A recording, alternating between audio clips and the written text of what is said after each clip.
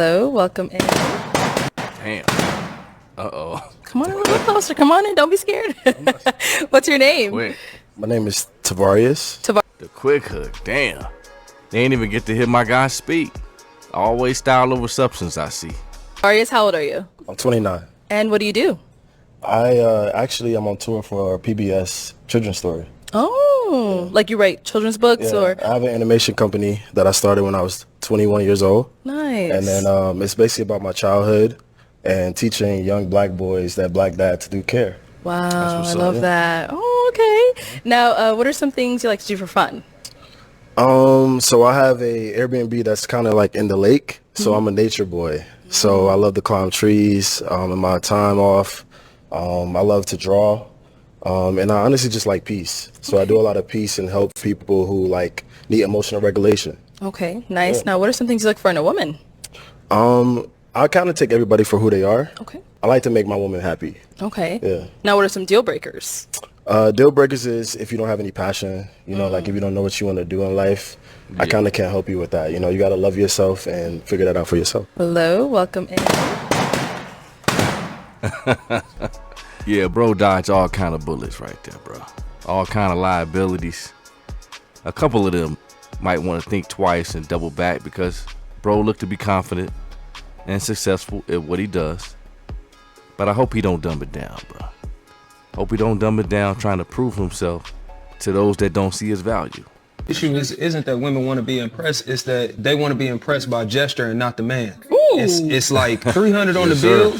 Any with money can 300 on the bill, or any dude that's desperate enough to fake it. You can't fake generosity. Right. You can't fake humility. You can't fake service. You can't fake leadership. You can only put up a charade so long until shorty realize none of those things. But it's like, rather than look at the intangibles, because I ain't gonna lie, I personally got offended because they put coffee dates on there. I'm gonna give away one of my plays. I'm gonna give away one of my all-day date plays. It's a play that doesn't miss. Super date me. Coffee, museum, bar. I just got wet. And no, it's coffee, museum, lunch, bar. You owe food if you got somebody out that long. Coffee dates strip people down. Yes, you may feel like you're getting a cheap experience. That's the point, because no one can hide behind money. I can't hide behind how much money I make. You can't hide behind how much money you put into your appearance. Both of us have to actually show up at the table as human beings. We have to engage one another. We have to have a real conversation. Y'all really don't want a real man like how y'all say y'all do.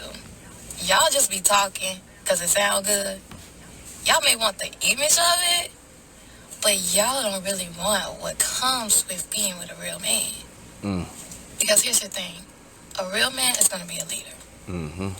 And that man is not going to want no loud, obnoxious woman that's always questioning him, constantly challenging him.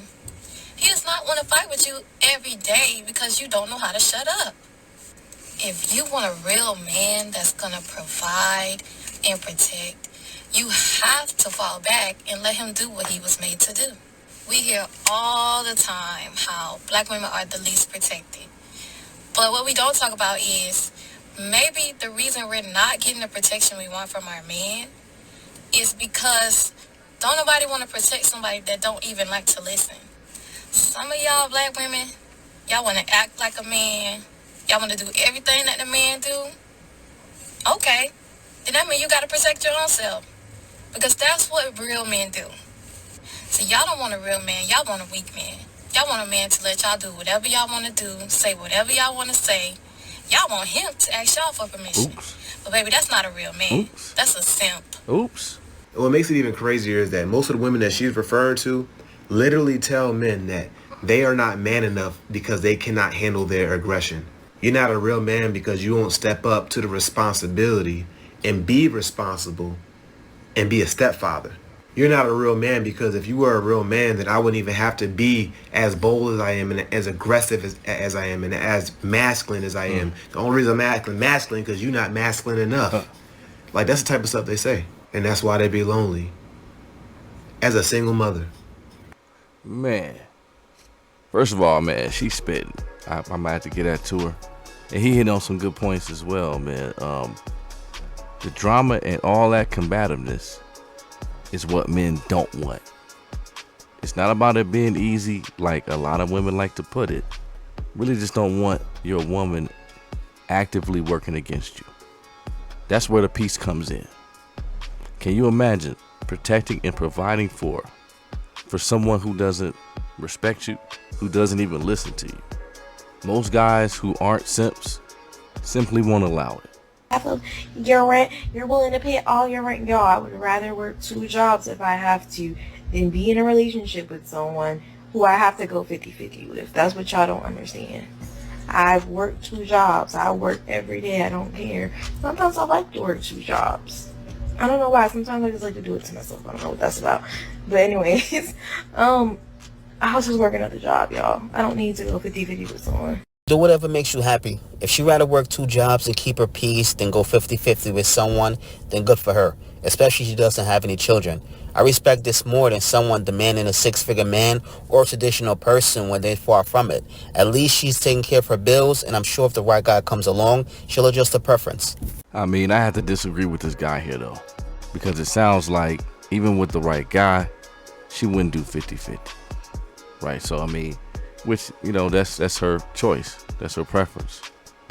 If he's a 50-50 guy, she wouldn't consider it, right? Just going off this clip.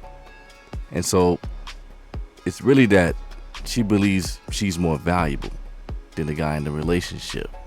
And really, she's just trying to get him to pay a premium for her presence, right? Because you're basically saying that you don't want to have to put in work for yourself. When you put in 100% for yourself, things that you have to do, like cook, clean, and do all those things, and you got to pay the bills for yourself.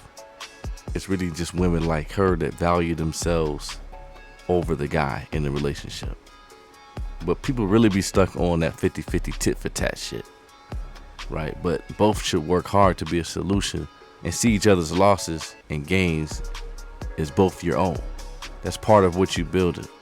In order for it to be successful, you both have to be in on that, performing your roles the best that you can. People in successful relationships tend to look at it that way, because things can swing through the course of a marriage. And that's why they say in sickness and in health. That's a real thing, right? So, yeah, this woman is either not too good with math, where she don't understand that 50% is better than 100% as far as lessening the burden on yourself, right? And that's why so many women, once they get to a certain age, they're like, oh, okay, I give up. I don't want to do this independent thing no more, because they realize that that's what it was, right? They start to get a lot better at math all of a sudden. If he says, I don't mind providing, if you stay home to cook, clean, and take care of the kids, then honey, he minds. That is not a provider. That is a traditional man. It makes me really sad when I see girlies think that they found a provider just because he's offering financial support in the future. Like, I hear things all the time that's like, oh, he's going to make partner one day so I can be a stay-at-home mom, or he's going to retire me when I have kids. They don't understand that his financial support is in exchange for household labor, whether or not she's happy doing it, because he's now financially providing. That's why a lot of women say to avoid this, because you become financially dependent, and that's not a good spot to be in. But I want to make this very clear. These kind of men are not providers. Providing is not just about money. A provider is someone who is considerate enough to ask their partner what they need, and they're committed to providing that for them. So let's say she wants to stay at home to cook, clean, and take care of the kids, and she's happily doing so. Fine. But if one day she doesn't want to do that anymore and she wants to go back to work, or she wants to start her own business, or she wants to pursue her hobbies, a provider is someone who is fully supportive of her. So if he's negotiating with you that he will only provide when you guys have a family and you guys have kids, and he's not doing anything else to show you that he wants to do things for you, then run, baby girl. The audacity with many of these women, bruh. Like, these are very lopsided terms, right, in her favor. She's basically saying that he gets to provide financially and take on most of the heavy burden financially for not much in return. Right? In other words, you get to do as you please, while his job is well defined. Typical with these types of women is they want partner control with little to no accountability. Right? I get what she's saying about provider versus traditional guy. A traditional guy, especially who's looking to have a family, usually wants his wife to work at home or be a helpmate of some kind in exchange for paying for everything. Let's not act like these women aren't asking for this. And they're asking for it because it's not as easy to make money, right? They don't want to go out there and slave for it. be in the rat race. They really don't want to do that. These women are basically like a grown child or dependent. And I get it.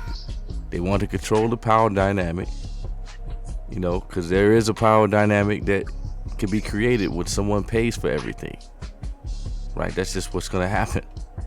You know, but you can't have it both ways. The bottom line is, in general, when people do things for you, it may feel good because they're doing it for you, and you don't have to do it. And that's good as long as that person doesn't stop doing it. And to be honest, that sounds more like a customer to me. You know, a sugar daddy type of arrangement where you just basically paying to play. And they wonder why they're single at this point. But yes, sir. Yes, sir. Let me know what y'all think. Hit me in the comments. Like, share, subscribe. Like, share, subscribe. Hit y'all in the next video. We out.